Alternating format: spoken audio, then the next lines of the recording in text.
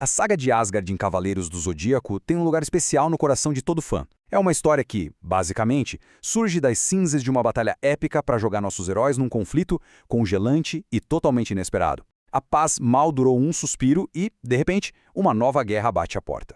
É isso mesmo! A paz durou pouquíssimo. Os Cavaleiros de Bronze mal tiveram tempo de respirar depois de toda aquela confusão na Batalha do Santuário e pronto, uma nova ameaça já aparece. E ela vem lá do extremo norte, daquele frio de rachar. Só para provar que a paz é uma coisa bem frágil, que pode acabar a qualquer momento.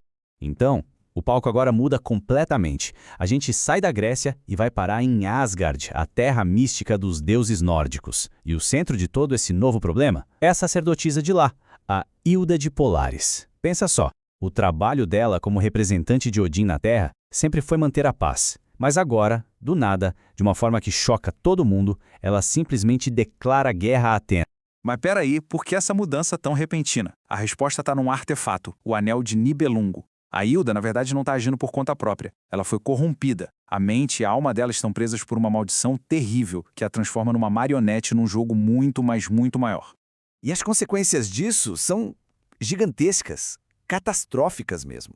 A corrupção da Hilda está fazendo as calotas polares derreterem numa velocidade absurda. O mundo inteiro está correndo o risco de uma inundação apocalíptica.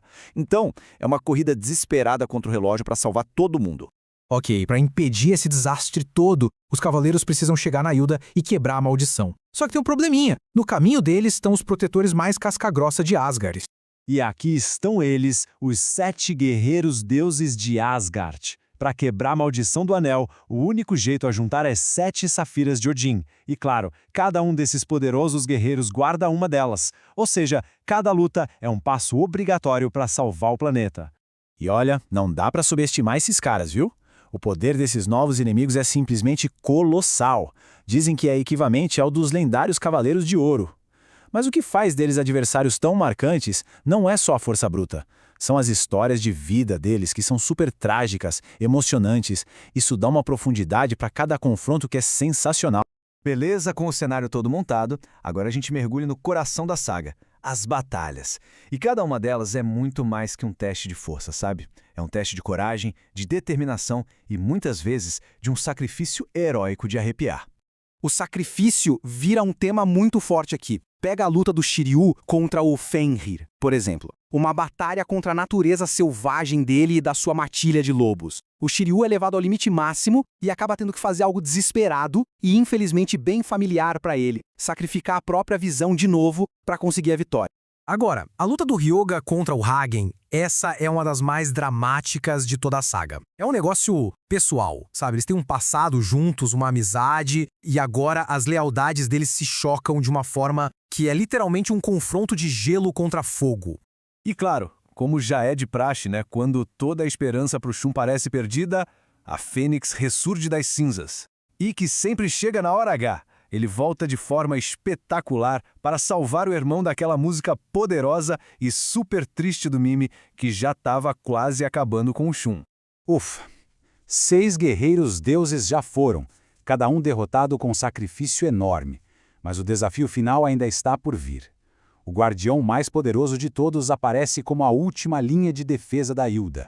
Siegfried Dudub Alpha. Esse é o nome dele. Ele é conhecido como o guerreiro mais poderoso de Asgard, sem discussão. Além disso, que ele é praticamente imortal, igualzinho ao herói da mitologia. A defesa dele, impenetrável. O poder, avassalador.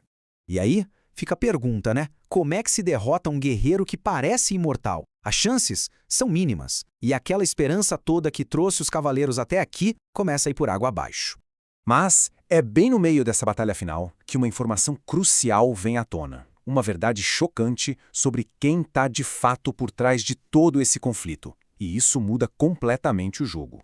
E essa revelação que leva a gente para o clímax da saga, um momento em que a salvação de Asgard acaba se transformando numa traição chocante e que ninguém esperava.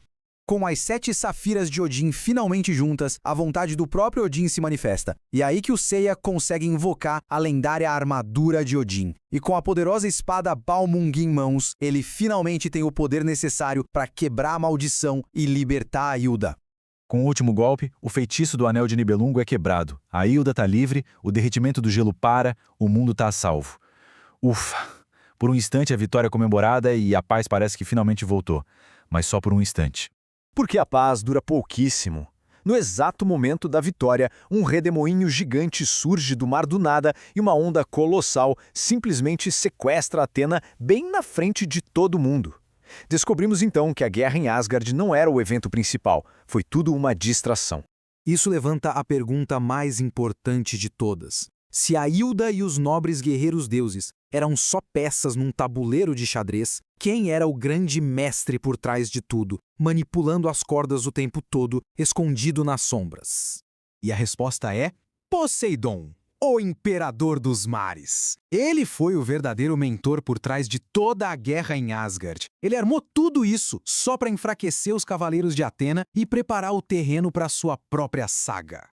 Olha, a saga de Asgard foi uma verdadeira prova de fogo, ou melhor, de gelo, né? Com a intensidade das batalhas, os dramas dos guerreiros deuses e aquela conexão profunda com a mitologia nórdica, não é à toa que ela virou uma das favoritas dos fãs. Isso deixa uma pergunta no ar pra gente pensar. Com toda essa complexidade e emoção, será que essa saga, que é um filler, consegue ser ainda melhor que a saga do Santuário, que é canônica? Fica aí a reflexão.